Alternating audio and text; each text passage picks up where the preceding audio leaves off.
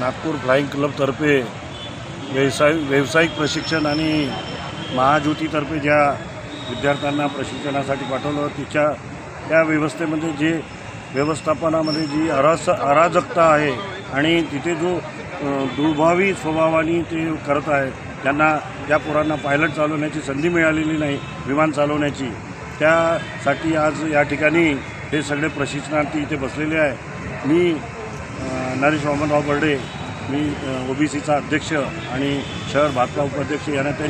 यांच्या ज्या अडचणी आहेत त्या अडचणी सोडवण्यासाठी मी माझे नेते